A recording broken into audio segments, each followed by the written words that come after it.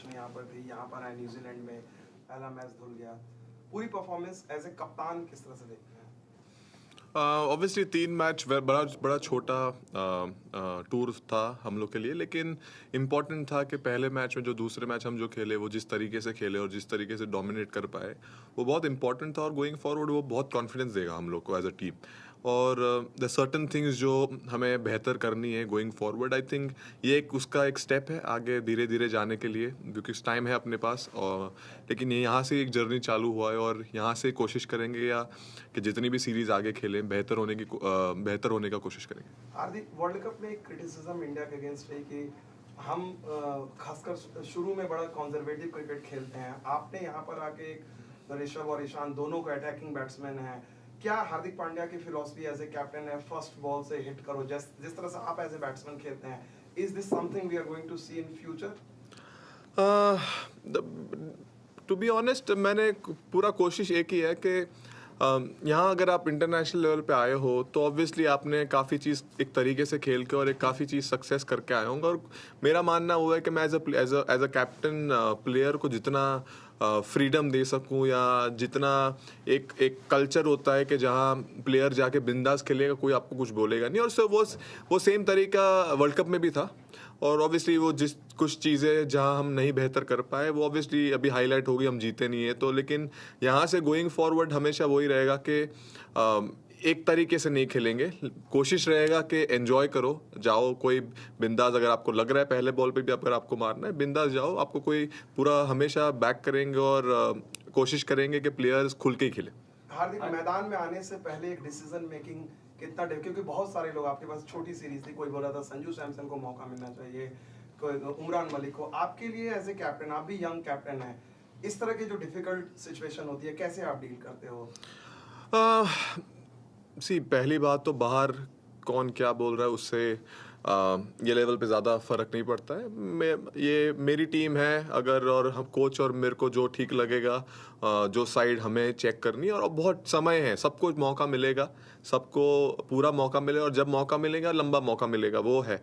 लेकिन ज़्यादा डिफिकल्ट नहीं है। अगर बड़ा सीरीज़ होता तो डेफिनेटली, अगर ज़्यादा मैचेस होके तो ऑब्वियसली अपॉर्चुनिटी मिलता, लेकिन जब छोटा है मैं ज़्यादा चिप इन चेंज में बिलीव नहीं करता हूँ और आगे भी बिलीव नहीं करूँगा। और सिंपल था, जो टीम को ज़रूरत थी, जैसे मुझे 6 बॉलिंग ऑप्शन डलाना था, और वो चीज़ आई थिंक ये टूर में आया है, जैसे दीपक ने भी बॉलिंग डाला है कि थोड़े थोड़ा करके ऐसे अगर बैट्समैन चिप इन करते रहेंगे, so eventually in T20 cricket आपके पास बहुत सारे मौके मिल सकते हैं कि अगर कोई गेम जा भी नहीं रहा है तो आप डिक्टेट कर सकते हो कि नए नए बॉलर्स को डला के, और सरप्राइज कर सकते हो बैट्समैन को।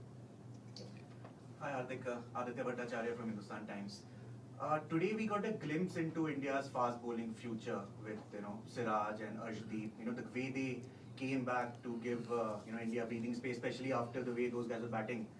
So how happy are you with their progress? Obviously Arshdeep has played a little more lately, but Siraj has gotten fewer chances since making his debut. Especially a word on Siraj and overall progress with their growth.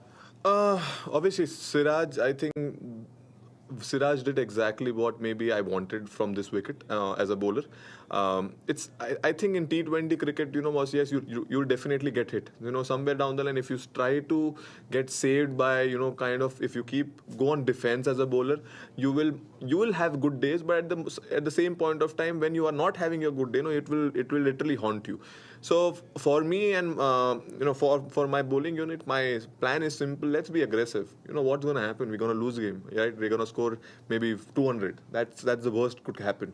But at the same point of time, if we are aggressive, and if today some situation like this when they are ahead of the game, but if you keep that intent of being aggressive, and maybe just as I mentioned in the last game as well, that it's not about being aggressive, is not about being going for the wicket every ball. It's about your behavior, it's about your attitude, it's about your body language. And I think somewhere down the line going forward, we will maintain this, and we will be aggressive as a bowling unit, and at the same point of time we will pick bowlers as well who can intimidate batsmen as well if it needed be. I think Rahul Patil here. Hello. Just a quick one. Was there obviously clear messages coming from the dressing room when you were in the middle? Because we did see some real aggressive intent in that power play today. And so was there constant messaging going on as well? No, I think I've played enough cricket to watch the scoreboard and play, so Okay.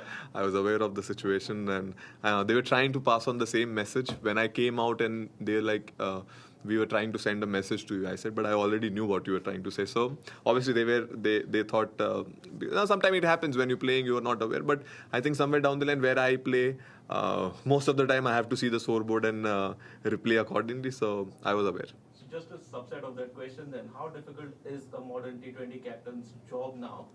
You not only have to make sure that your overs are bowled completely in that span of time, now you've got to worry about the rain radars and what's happening with DLS and all of this. How difficult is it? It's not difficult. It's there, everything on the scoreboard, and at the same point of time, I can make it more complicated and think about a lot. But it's something which obviously rain is not in my control.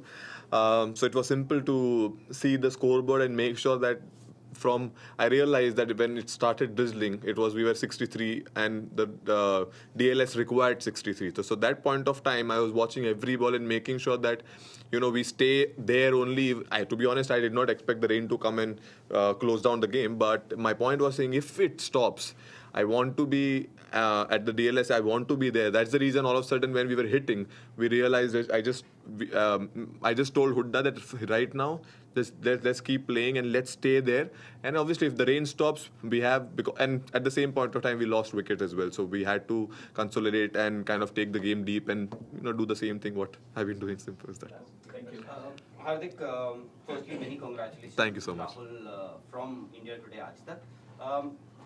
हार्दिक, अब हर कोई बात करने लग गया है कि भाई हार्दिक पांड्या को T20 कप्तानी दे दी जाए, और ये मैं हम लोगों की मीडिया की बात नहीं कर रहा हूँ. आप सुनील गावस्कर ने बात कही थी रिसेंटली, अभी कल परसों रवि शास्त्री ने भी ये कहा कि वक्त आ गया है कि आप हार्दिक पांड्या को T20 कप्तानी सौंप दी जाए परमानेंटली.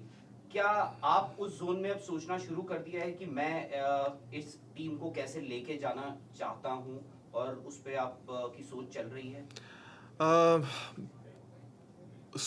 मेरा पॉइंट जब तक चीज़ें होती नहीं है उसके आप सोच नहीं सकते. ऑब्वियसली कोई अगर बोल रहा है तो अच्छा फील होता है, या टू बी ऑनेस्ट, यस, क्या ये जो बात बोल रहे हैं. लेकिन मेरे लिए सिंपल है कि अगर मैं एक सीरीज़ करूं या 2 सीरीज़ करूं या एक मैच करूं, मेरा पॉइंट वो है कि जिस तरीके से मुझे खेलना है क्रिकेट, जिस तरीके से मैं गेम देखता हूँ, मैं उस तरीके से कैप्टनसी करूँगा.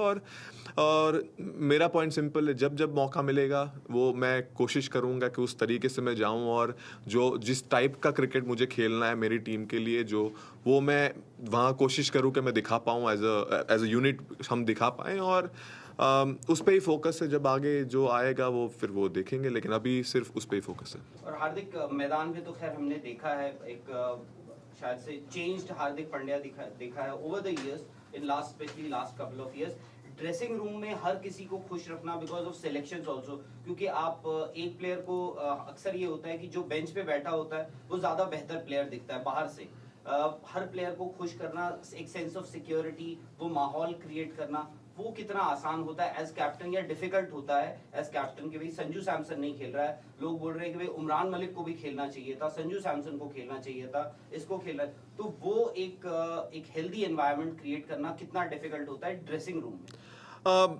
डेफिनेटली वो डिफ़िकल्ट नहीं होता, वो किस तरीके से आप हैंडल करें. मेरा सिंपल है, मेरे रिलेशन हर प्लेयर से इक्वली अच्छे हैं, और अगर मैं किसी को नहीं खिला पा रहा हूँ, सो उनको भी पता है कोई पर्सनल है नहीं, वो जिस सिचुएशन में अगर नहीं हो पाया है. और कोशिश वो रहती है कि मैं हमेशा वो मुझे हेल्प करता है, क्योंकि बिकॉज मैं पर्सन ऐसा हूँ कि जो हमेशा लोगों के पास रहा हूँ और हमेशा लोगों को अराउंड रखा है. अगर किसी को मेरी ज़रूरत है तो अगर उन सबको एक मैसेज क्लियर है, अगर आपको थोड़ा भी कुछ लग रहा है, my doors are always open for them to come and have a chat with me, because मैं समझ सकता हूँ उनका भी फीलिंग. अगर किसी को बाहर जैसे for example Sanju Samson unfortunate था, हमको खिलाना था लेकिन कोई चीज़ की वजह से हम नहीं खिला पाए. लेकिन मेरा पॉइंट वो है कि मैं समझ सकता हूँ मैं उनके शूज़ में जाके सोचता हूँ, क्योंकि एज अ क्रिकेटर डिफिकल्ट होता है. आप कितना भी बोल लो इंडिया के लिए खेल रहे हैं, लेकिन अगर आप बाहर कंटिन्यूसली बैठ रहे हैं और मौका नहीं मिल रहा है, सो वो डिफिकल्ट होता है. मैं सिर्फ कोशिश वो करता हूँ कि मैं उनके शूज़ में जाके देखूँ, और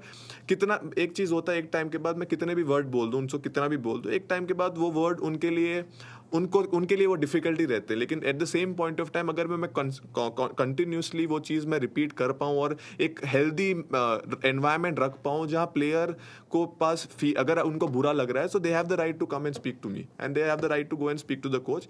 आई थिंक गोइंग फॉरवर्ड वो चीज़ अगर रहा या मेरी टीम में वो चीज़ मेरे को नहीं लगता वो प्रॉब्लम होगा, बिकॉज वो मेरा बिहेवियर और नेचर ही मेरा वैसा है कि मेक श्योर करता हूँ कि सब साथ में हो. And just one.